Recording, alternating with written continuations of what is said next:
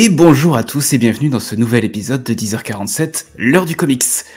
Je suis toujours accompagné par Benoît et par Denis, de manière très polie. Aujourd'hui c'est un épisode spécial Delcourt, mais spécial flop de Delcourt. Alors avant de vous montrer ce qu'on n'a pas vraiment aimé, générique.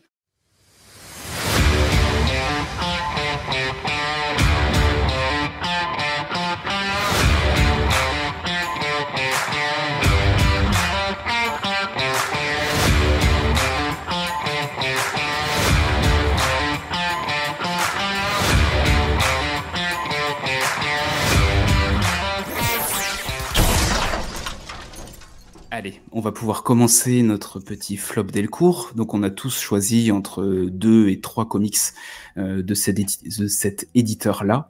Et on va pouvoir vous les présenter et discuter de tout ça. Et on commence par Denis. Vas-y, bonhomme. Yes. Merci papa. Alors, déjà on avait fait le top, mais c'est vrai que ça date un peu. Et c'est pour ça qu'on se permet de faire cette vidéo quelques mois après, des flops. Alors, j'aime pas forcément le mot flop, mais ça va bien avec top. Ouais, voilà. Et puis un flop, c'est déjà... je m'excuse avant d'avoir déjà dit du mal. C'est ça. Un flop, c'est vraiment, je trouve, une perspective... Dans quelle phrase je me lance? Alors là, je sais pas du tout où tu vas, mais tu vas dire... C'est personnel, c'est ça que tu voulais dire. Ouais, en fait, voilà. Un flop, c'est vraiment un avis personnel. C'est, je pense, sur le moment où tu le lis, dans l'état d'esprit que tu es, ou si le bouquin n'est pas bon, faut dire la vérité. Mais c'est notre avis, et je sais que je suis pas d'accord du tout avec vos flops, et on va en parler. Donc voilà. Le meilleur conseil, malgré nos flops, c'est essayer de lire les bouquins, et si ça vous plaît pas, dites-nous qu'on a raison, ça nous fait plaisir. Mais si ça vous plaît, tant mieux. Alors en fait, moi, mes flops, c'est pas du hasard. Je prends pas des bouquins au pif en me disant tiens, je vais essayer, sauf si mon libraire me le conseille. Et donc j'essaye et finalement ça me plaît pas. Les 3 là en particulier, je les ai pris parce que j'adore les auteurs. Et très souvent, je suis les auteurs dans leur nouveau bouquin ou série, etc. etc. Et j'aime beaucoup Eric Powell, parce que j'adore Hillbilly, j'adore Chimichanga, je crois qu'il s'appelle. J'adore, mais je sais plus le titre. C'est Chimichanga, non? Avec la petite fille, vous l'avez lu ou pas? Non. Pas du tout. Ok, je parle tout seul, c'est pas grave. Bref, j'aime bien ces autres séries, notamment Hillbilly que j'adore. Et The Goon, c'est apparemment culte. Il y a eu plein de tomes. Mon libraire me l'a conseillé plusieurs fois. 2-3 potes m'ont dit putain, faut que tu lises, ça déchire. Donc j'ai acheté le premier intégral et je suis vraiment pas rentré dedans. J'ai essayé 2 fois. Je me suis mis quelques mois de côté, puis j'ai réessayé. Et non, je suis pas rentré dans l'histoire. Les dessins sont certes très beaux, mais c'est un peu, je sais pas, c'est ésotérique, c'est pareil, je sais pas si c'est la bonne définition, mais c'est un peu chelou. Il y a des pouvoirs, des mages, des monstres, des trucs. Je suis vraiment pas allé loin. J'ai dû lire 3-4 chapitres et j'y arrivais pas. Donc je sais qu'il y a plein de gens qui vont crier au bûcher, mais moi The Goon, ça m'a pas parlé. Je sais pas si vous avez déjà un petit peu feuilleté The Goon ou pas. Il y a longtemps. C'est chelou. Il y a longtemps. Mais je crois avoir lu peut-être une des premières BD qui était sortie et je m'y suis pas replongé depuis dedans. Donc je donnerai pas d'avis spécialement parce que je m'en rappelle pas honnêtement. Ouais, toi, moi je connais que de noms. Alors autant Eric Powell que The Goon, ça me parle, mais j'ai jamais lu. Mais ça plaît à plein de monde, quoi. C'est ça. Oui, c'est culte. Ouais, c'est une BD culte. Et j'adore ces autres séries, mais celle-là, désolé, moi ça m'a pas touché. Le Fléau, Stephen King. Alors je suis un gros fan de Stephen King. J'ai quasiment tous ses bouquins. J'ai eu la chance de le rencontrer. Et Le Fléau, qui est plutôt sympa en bouquin, mais c'est vrai que déjà en bouquin c'est long à lire. Il y a 3 tomes. Oui, c'est super long. C'est pas mon préféré de Stephen King, ni La Tour Sombre d'ailleurs, qui est aussi adapté en comics. Et que ce soit La Tour Sombre, mais je suis pas sûr que ce soit chez Delcourt. Tu viens de cracher sur ton écran, c'est dégueulasse. Qu'est-ce que t'as fait? T'as éternué? C'est de l'autre côté quand même. Par politesse, pour pas nous contaminer à travers l'écran. Ah, c'est propre. Toi, t'es gentil, c'est cool. Alors ouais, il y a eu La Tour Sombre, je crois que c'était chez Soleil à la base. et ça a été réédité. Je ne sais pas si c'est chez Delcourt ou pas, mais peu importe. Eh ben, j'ai pas aimé ni Le Fléau ni La Tour Sombre. Stephen King, j'adore en bouquin, mais en comics, je sais pas, ça passe pas. Sauf American Vampire où il a écrit je crois la première issue. Ouais. Non, mais là, c'est vrai que moi j'avais commencé parce qu'il y a énormément de tomes, si mes souvenirs sont bons, sur Le Fléau. J'en ai lu certains. C'est vrai que les dessins sont quand même pas dégueux, mais ils sont. Non, c'est plutôt propre. Ouais, voilà, c'est joli. C'est quand même assez réaliste, si mes souvenirs sont bons, en termes de dessin. Mais après, c'est vrai que c'est long. Je veux dire, même déjà les bouquins, ils sont ultra longs. Ouais. Et enfin, je sais que je crois que j'avais lu le premier ou deuxième tome de la BD, mais bon, je sais pas. J'ai pas continué non plus. J'ai l'impression. J'ai pas continué. Et enfin, le troisième. Pardon, vas-y, Red. Ouais, c'est vieux comme bouquin. Ouais, oui, enfin, c'est très vieux. Ouais. L'histoire, oui, le film qu'il avait écrit en bouquin, c'était. Ça doit avoir 20 ans minimum, si c'est pas plus. Ouais. Et en comics, ça a été adapté. Là, c'est sorti quand même assez récemment chez Delcourt. Je sais pas si c'est des réadaptations, des rééditions, ou si c'est en comics, mais j'ai essayé, voilà. C'était adapté en téléfilm, en série télé. Ouais, tout ce qu'il fait, c'est adapté. Parce que c'est une grosse saga, quoi. C'est ça, ouais.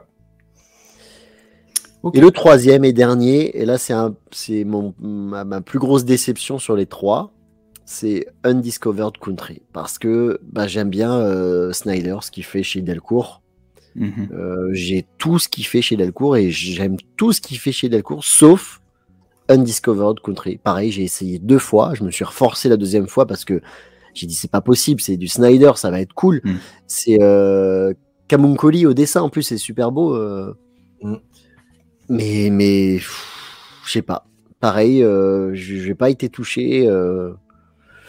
Et moi, quand on me touche pas, ça marche pas, quoi. Je suis obligé de prendre une pilule bleue et là, ça me dérange, tu vois. C'est gênant. Oui. Alors moi, j'ai acheté tous ceux qui sont sortis, parce qu'il y a 3 ou 4 tomes là. Il y en a déjà 3, je crois, ou 4. Ouais. Et le 4e, il va sortir là avant la fin de l'année. Et ben moi, j'ai bien aimé. Parce que j'ai trouvé le concept assez intéressant. Je sais pas si tu as lu ça, Red. Non, j'ai pas lu. Grosso merdo, le concept, c'est les États-Unis qui se sont barricadés à un moment donné du temps. Ils sont coupés du monde. Ils sont coupés totalement du monde, que ce soit en termes de diffusion également. Enfin, ils sont vraiment coupés du monde, quoi. On sait pas ce qui se passe à l'intérieur. Ils ont mis des murs partout. Exactement. Et le fantasme, en fait, des autres pays du monde, c'est de savoir ce qui se passe à l'intérieur. Ce qui se passe dedans. Exactement, puisque en fait le monde à l'extérieur est ravagé par un virus, si je dis pas de bêtises. Et un jour, ils reçoivent un message de l'intérieur des États-Unis en disant bon, écoutez, venez. Un sort de SOS. Personne. Ouais, voilà, venez telle et telle personne, venez, et on va vous donner le médicament, quoi. Et évidemment, quand ils arrivent, ça se passe pas comme ça devrait se passer. Et disons qu'il y a plusieurs États-Unis. Je vais pas trop spoiler, mais il y a plusieurs États-Unis et chaque bouquin est une partie des États-Unis. Voilà. Mais c'était lent à se mettre en place, j'ai trouvé, et j'ai pas réussi à terminer le premier tome. Ah ouais. Ah oui. D'accord. Ouais. Alors que souvent Snyder, il arrive à m'emporter facilement dans ses histoires. Noctera et tout, j'aime beaucoup, mais là, et une des forces de Snyder pour moi. Depuis qu'il est plus chez DC Comics, je trouve qu'il arrive à bien s'entourer au niveau des dessinateurs. Il y a toujours des stars, des tueurs, quoi. Tony Daniel, Giuseppe Camuncoli, enfin il a que des tueurs, le mec.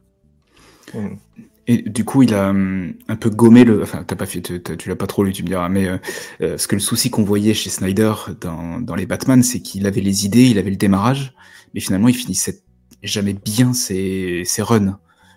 Là, il arrive à être mieux, du coup. Là, pour le coup, en fait, ça démarre. Le premier tome, c'est vrai qu'il y a beaucoup d'explications du pourquoi, du comment, et on va dire l'action arrive vraiment à la fin. Et après, tu as toujours ce temps-là au début d'album où ils arrivent dans un endroit. C'est presque, comment dire, comme du jeu vidéo, si tu veux. Tu arrives dans un endroit, ouais. Voilà, tu arrives dans un endroit, tu as un petit peu des étapes à faire pour arriver presque au boss final, et hop, tu passes dans un autre niveau. C'est un petit peu sur ce modèle-là. Chaque tome est sur ce modèle-là. Donc, pour l'instant, moi, je me suis pas ennuyé sur les tomes que j'ai vus parce que le monde change en permanence et il y a des explications. Mais voilà. Après.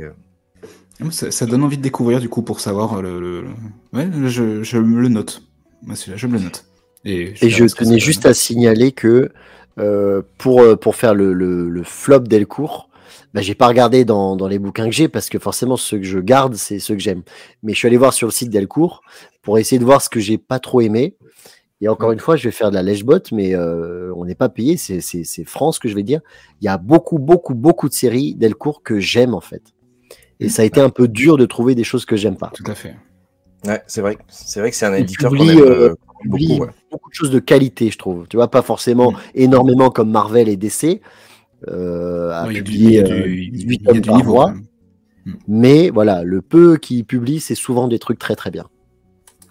Bah, oh là là, rien que quand je vois ça, déjà, je sais que... On peut passer à la suite. Question Allez, vas-y Benoît, lâche. Donc, 2 tomes Noctera et Clear qui ont été tous les deux écrits par Snyder. On reste dans le thème. Ouais, on reste dans le thème, voilà. Génial. Et donc voilà, c'est...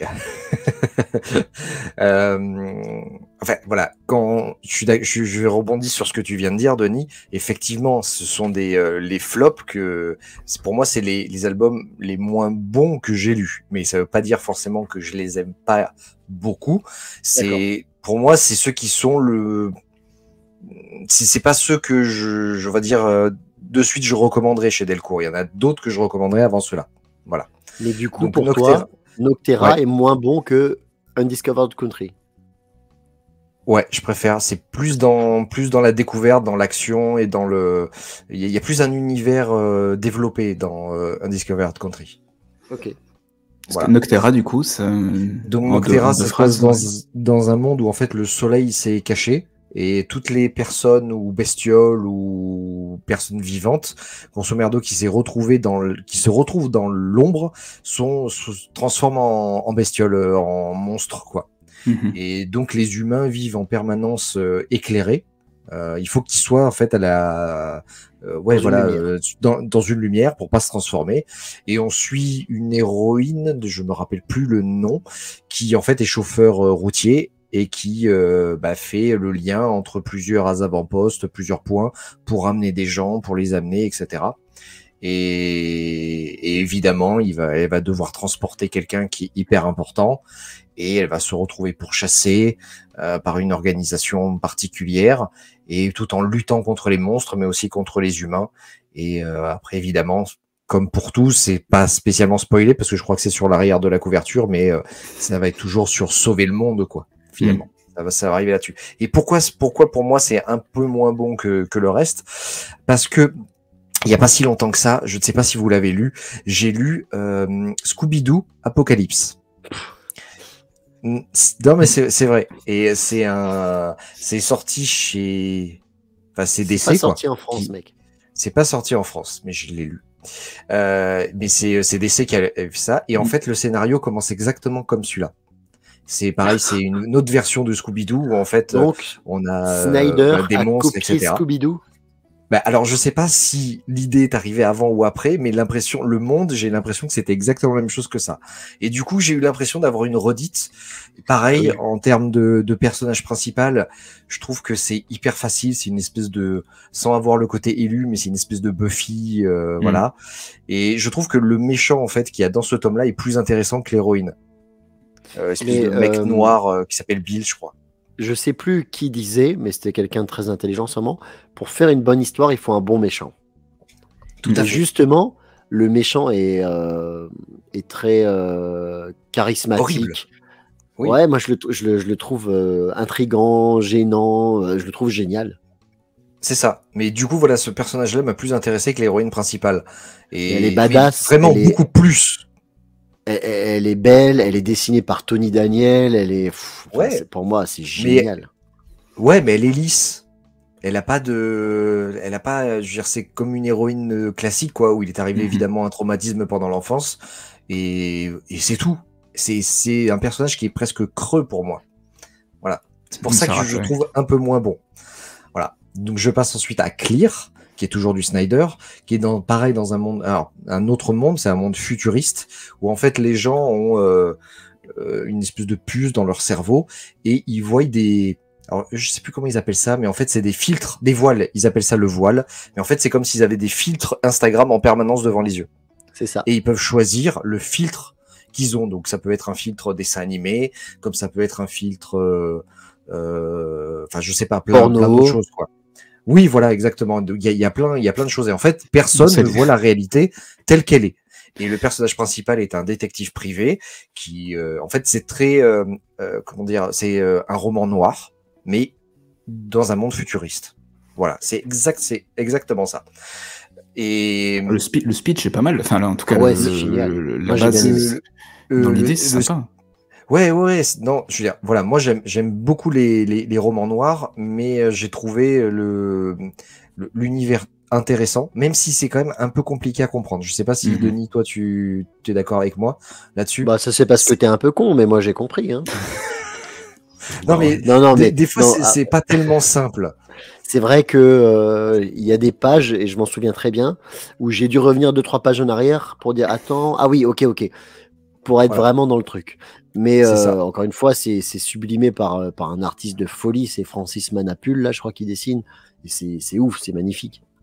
Oui, après c'est très très beau, c'est sûr. Mais j'ai trouvé le concept, la finalité et l'histoire et le déroulement, même si c'est dans un monde futuriste, quand même assez classique. Je pense que tu prends n'importe quel roman noir de base et c'est pratiquement le même scénario, sauf qu'il a rajouté simplement un côté futuriste et technologique. Mais ça m'a fait penser énormément au film Renaissance avec Hugh Jackman. Ou s'ils sont pareils, je sais pas si vous l'avez vu, c'est pareil, c'est un roman noir, mais avec une technologie futuristique. Et je sais pas pourquoi, mais voilà, du coup j'étais peut-être pas dans le mood, mais j'ai trouvé ça facile en termes de scénario. Mais c'est un tome 1, je crois pas que c'est un one shot. Hein. Ah ouais, parce que ça se termine quand même. Je sais plus, tu m'as mis le doute, parce que moi j'allais dire j'attends le tome 2. Non, mais ça se termine bien normalement. Enfin bien, ça se termine. Je dis trop de choses, putain, j'ai un doute maintenant, je sais plus. Bon, en tout cas, on sait quel filtre aurait choisi Denis s'il avait été dans l'histoire, quoi. Bon, moi, j'aurais pris le filtre Megan Fox. Ben oui, voilà, c'est ce que j'allais dire, Megan Fox, exactement. Transformer, s'il vous plaît. À toi, Red. Okay, oh putain, alors... pareil, vous allez m'énerver. Tout de suite. Non. Paris, Alors, j'ai commencé par Brozecreux. Bon, j'en ai déjà parlé la dernière fois parce que c'est l'une des lectures que j'avais fait cet été. Et du coup, là, j'ai fini avec le tome 2. Donc, c'est Keanu Reeves qui est au départ avec Matt Kind, on va dire Kind. Avec Matt et Ron Garney au dessin. Donc c'est un guerrier immortel, on suit ses pérégrinations, parce qu'il a des accès d'ultra-violence et il faut qu'il vienne toujours combattre, donc il est avec l'armée américaine, là dans les missions qui sont un peu trop chaudes. Et surtout, il essaye de comprendre ses origines, parce que voilà, il est immortel, il a plus de 30 000 ans, et l'armée américaine, en tout cas le programme, l'aide dans cette idée-là. Pour moi, le tome 1, j'avais été déjà déçu, parce que je trouvais que le travail, en fait, il était assez plat. J'avais trouvé le dessin qui était brouillon, que c'était finalement le gore venait compenser l'histoire. Je crois que ça allait pas hyper loin.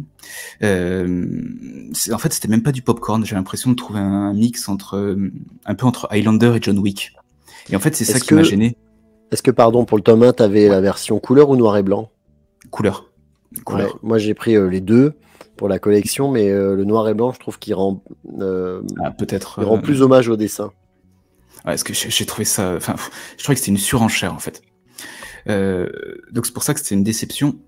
Pour autant, je mets un petit bémol, parce que le tome 2, il vient un peu relever le niveau. Je trouve que le dessin s'est amélioré. Il est un peu plus net. Et l'histoire, finalement, on quitte le gore pour se concentrer plus sur l'histoire du personnage. Et surtout, en fait, ce qui est étonnant, c'est que comment il s'appelle, je vais dire Ubuntu, Unut, ouais, le personnage principal, ouais. il ressemble moins à Keanu Reeves dans le tome 2 que sur le tome 1. et finalement c'est vrai. plus agréable. Ça fait moins gros forcing à mettre la tête de Keanu Reeves sur un comics, quoi. Bah, Du coup, enfin, c'est lui parce qu'ils vont faire une série animée Netflix. et un film avec Keanu Reeves, donc c'est oui, prévu que ce soit lui. Hein.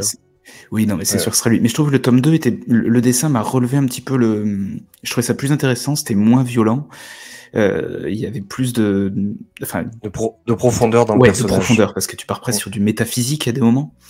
Donc ça m'a un peu relevé. Donc à voir pour le tome 3.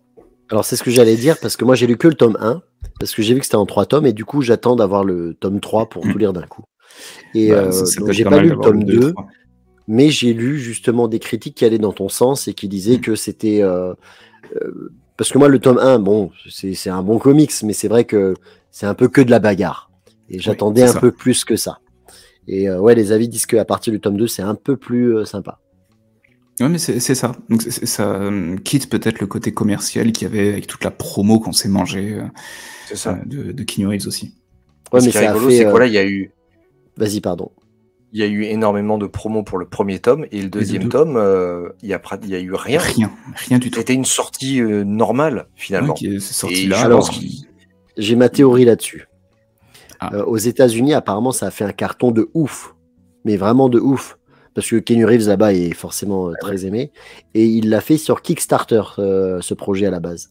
Ah, je savais pas Et ça. c'est D'accord. et c'est un des projets pour un comics, en tout cas Kickstarter, mot pas facile à dire, mais c'est un projet qui a cartonné, mais genre c'est un des plus grands Kickstarter. Je crois que ça a dépassé les 1 million. Ah oui. Sean Murphy fait la gueule. Là. C'est ça. Sean Murphy qui, là, actuellement, son Zorro, bon, ça marche, hein, il a fait l'objectif. Mais il commence à patiner à 200, là. à 200 000, alors qu'il aimerait atteindre 350 000. Mm. Le Berserker, ça a fini à plus d'1 million. Vache. Ouais. mais après, je veux dire, voilà, t'as une star hollywoodienne qui est en plus appréciée Oui, pour énormément de qualité, etc. et tout. Donc ça a les touché derniers plus que films les font lecteurs des- comics. Oui, voilà, c'est ça. Tyler G, c'est un influenceur américain, quoi. C'est pas la Oui, même oui. chose. Mais Il à a la un limite, j'ai envie capital de te dire, sympathie. Ah bah il est génial aussi. Il est exactement. Et connu. puis si ça amène les mecs à aller acheter un comics et à s'y intéresser, c'est bingo, c'est tant mieux.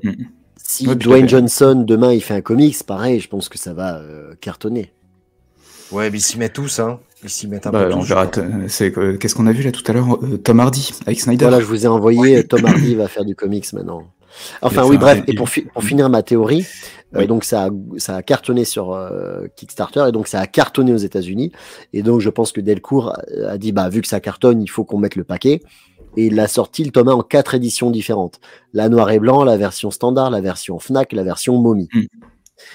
Et je pense, je ne sais pas, j'ai pas les chiffres, hein, j'avance des choses, mais peut-être que ça s'est un peu moins bien vendu que ce qu'ils avaient voulu, et que du coup ils ont un peu freiné pour le deuxième, et là ils l'ont sorti qu'en 2 éditions, la normale et la Fnac. Ils ont quand même sorti la Fnac, d'accord. Oui. Et on verra pour le troisième, peut-être que ça sortira qu'en édition normale. Oui. Après, je veux dire, c'est une série en 3 volumes, c'est pas non plus, tu C'est vois, pas ce que je veux méchant, dire, quoi. tu peux te le permettre, quoi, pour avoir une Mais- histoire complète. Aux États-Unis, il y a déjà des spin-offs. Donc si ça marche, on va avoir des spin-offs en France aussi, quoi. Ah putain, mais je vois pas je vois pas de personnages qui le permettent. Bah c'est à nouveau sur peut-être simplement, le perso principal. Hein. Oui, voilà, Oui, sur c'est- l'histoire oui, avant, c'est- hein, oui, à c'est ça, certaines c'est- périodes du temps. Ah bah oui, ils ont de quoi faire Highlander, quoi. Ah oui, voilà. C'est ça. Ah, on va revoir, comment il s'appelle l'acteur français. Christophe là. Lambert. C'est ça. Avec un Ne petit dis pas featuring. du mal de Christophe Lambert. Je tu sais m'entends. faire son rire. Vas-y. Non, je sais pas faire du tout son rire. On ne dit pas du mal de Christophe Lambert. C'est Highlander. Tu sais que je l'ai forever. rencontré. Non. Ouais, je te promets, à une convention de comics en Allemagne. Et du coup, il y avait des fans qui venaient que pour ces... Ou c'était en Belgique, on s'en fout, bref, peu importe, je crois que c'était en Allemagne. Il y avait que des fans allemands qui étaient là pour Highlander. Et du coup, oui. ils parlaient en anglais avec eux, vite fait, les Allemands. Aria, j'ai adoré Highlander, donne-moi une saucisse. Oui, c'est un peu une blague raciste. Mais du coup, moi, j'ai fait la... C'est une histoire vraie, tout ça. Moi, j'ai fait la file d'attente pour le voir. Et pour être franc avec vous, je ne suis pas trop fan de Christophe Lambert. Je respecte le monsieur, mais Highlander, bof. Et il est dans Ghost Rider 2 et il joue un rôle vraiment naze, tu vois. Bon, bref. Oui, c'est d'accord. Mais je suis allé le voir et je lui ai dit voilà, je tenais juste quand même à vous rencontrer. J'ai rien à faire signer, hein, mais je voulais juste vous serrer la main et vous remercier d'être le producteur du Palma Show parce que j'adore ce duo. Oh putain, ouais. Voilà, c'est ma petite histoire avec Christophe Lambert. C'est cool. Ah ouais. Ah, moi, il restera Highlander pour toujours. C'est un dans mes 10 films préférés. Il y a le Highlander 1 qui est le seul Highlander qui existe. Oui. Voilà. Ah non, Highlander, c'est le gars de la série avec les cheveux longs. Non, avec ta gueule. Sean, comment il s'appelle? Il a un... Putain, je me souviens plus de son. Mais moi, c'est ça aussi. Non, Moi, c'est mais non, le mec ça de la n'existe série. Adrian Non, Paul. C'est Oui, c'est Adrian ça, Paul. Adrian Paul, yeah. Et je C'est crois ça. qu'ils ont fait genre un versus dans un film, non? Oui, Highlander 4, Endgame. Tu vois, il y avait déjà le multivers à l'époque. C'est Bah, ça. Christophe Lambert apparaît dans le pilote de la série. Le pilote de la série. Mais parce que c'est censé être Son sa cousin famille, son ou cousin, avec il y a un truc comme mec ça. de son clan. C'est ça. D'accord. Voilà. D'accord. Et Les ouais. MacLeod. Les MacLeod. C'est ça. Bref. Putain, c'est On trop s'égare. trilogie du samedi. Hein. On est trop trilogie du samedi. Ça fait 3 épisodes, on parle de Buffy, quoi. Il y a des comics à Highlander. Il y a des Ah bon comics à Highlander. Ouais. Oui, enfin bon, il y a Un des jour. comics, il y a des comics Simpson. Hein. Aussi. On en parlera un jour. Ouais. Allez, on termine par Bonne Parish. Donc, Bonne Parish, c'est une série en 3 tomes. Et c'est génial. Merci. Et non. Au dessin, c'est Jonas Scharf. C'est un Allemand et il dessine trop bien. Et au scénario, c'est Kullenbone, avec des couleurs d'Alex Guimardes. Je précise tout ça, c'est toujours intéressant. Pour faire je sais pas, donc... le pitch, Denis, ouais. Tu connais, toi, Benoît? Ça me parle pas. Ça te parle pas. En fait, il y a une nouvelle drogue qui circule à la Nouvelle-Orléans, qui est faite à base de cendres humaines, en fait, de cadavres humains. Et ça a été mis en place par une famille, la mère, les enfants, qui gèrent tout ça. Donc en fait, c'est la drogue, c'est un peu le démarrage, mais c'est surtout étudier les gangs autour de la drogue qui vont se foutre sur la gueule pour savoir qui domine. Pour avoir le marché de la drogue, qui c'est qui voilà. va la vendre, etc. C'est un peu ça, dans l'idée Breaking Bad, quoi. T'as un nouveau truc qui arrive sur le marché, comment tu te mets en place. Mais tu ajoutes beaucoup de choses en fait. À ça, tu ajoutes la mère qui elle-même prend de la drogue, mais elle prend pas de la drogue comme les autres puisque ça lui permet d'interagir avec son mari qui est mort. Elle gère aussi la famille comme elle peut avec ses enfants. Enfin bref, je trouve que c'est... En fait, c'était compliqué. Si je m'arrête au tome 1, j'ai trouvé que c'était compliqué. Le tome 2 et 3, j'ai trouvé que tu ajoutais du compliqué. C'est-à-dire que tu faisais une accumulation de choses. Tu vas rajouter des gangs, tu vas rajouter un peu plus de fantastique ou de trash. Finalement, ouais, j'ai l'impression d'avoir lu sur 3 tomes un cumul d'idées, mais sans qu'elles soient ultra développées. Et je me suis attaché à aucun personnage et j'ai même confondu les frangins. Donc à un moment, je me suis dit, putain, attends, j'ai pas compris. C'était pas le même. Donc le dessin, par contre, j'avoue, il est bien. Ah oui, magnifique. Il y a rien à dire. Même si sur le tome 1, j'ai trouvé que c'était, je sais pas comment dire, je trouvais que c'était statique. Alors 2 et 3, pas du tout. Mais je trouvais que le 1, ça faisait trop...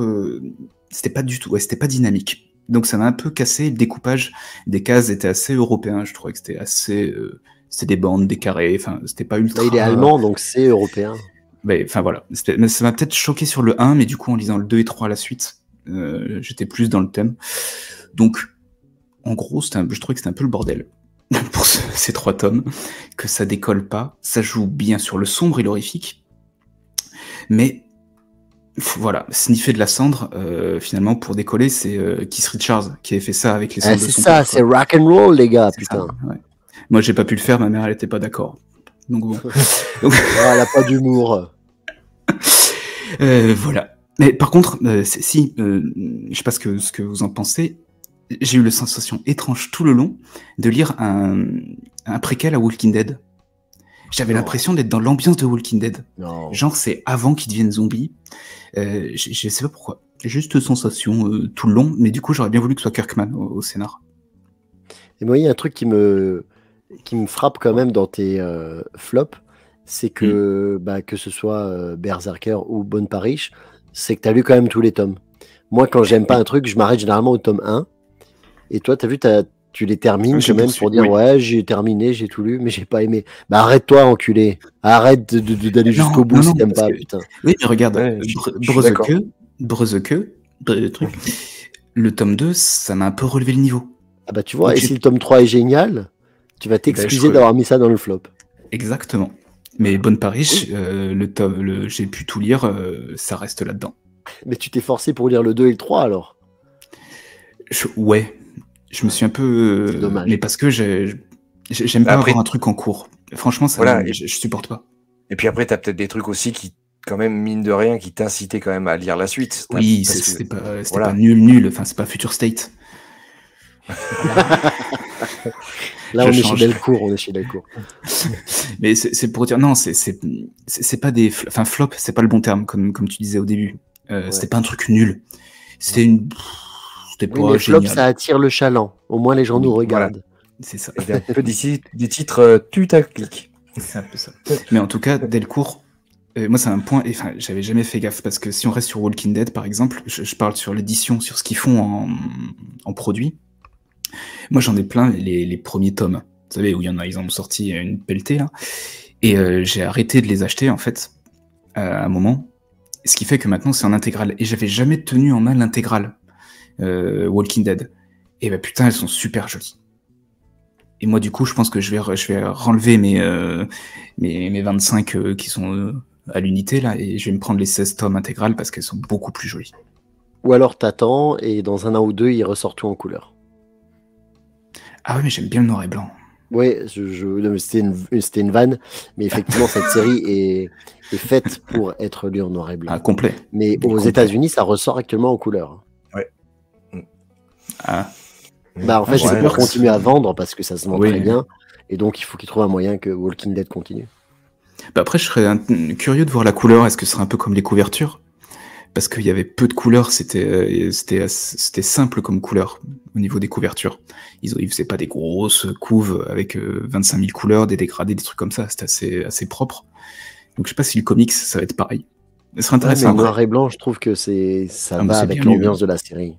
Complet. Après, à mon avis, s'ils le sortent en couleur aux États-Unis, ça va sortir en couleur en France parce que c'est Walking Dead, c'est quand même je vais pas dire la vache à lait parce que c'est pas le bon terme, mais c'est les plus grosses ventes de Delcourt. Ça a été le truc qui a fait exploser Delcourt. Donc c'est sûr que si ça continue à marcher, là ils ont sorti Clémentine, qui est un personnage qui est tiré des jeux vidéo. Voilà, donc il y a un comic qui a été écrit sur elle et ils viennent de le sortir. Donc ils vont sortir tout ce qui va se faire sur Walking Dead, c'est sûr.